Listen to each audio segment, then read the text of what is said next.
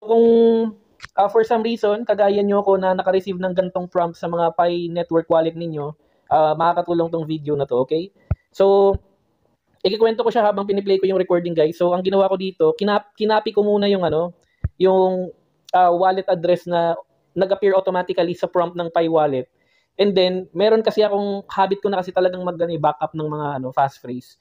So, ang ginawa ko dito, to make sure na tama yung binibigay niya sa akin information, kasi baka mamaya nung naka-KYC yung Pi wallet ko, meron dong passphrase, di ba? Or yung wallet address. Mamaya niyan, yung pine-present niya sa aking wallet address, iba doon sa wallet address na kung saan nakompleto ko yung KYC process.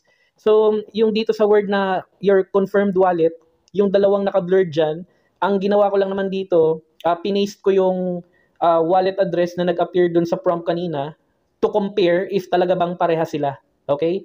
So, bago ko nag-proceed to confirm yung passphrase and to continue with that process, sinigurado ko muna kung parehas yung wallet address. Okay? So, ganun lang yun. So, tuloy na natin. So, dahil alam ko na tama naman, ang ginawa ko na, kinonfirm ko na yung wallet, in-enter ko lang dyan sa part na yan yung 24-word fast phrase natin. And then, makikita nyo dito, sabi niya, email confirmation sent dito sa nominated email address ko sa Pi wallet natin.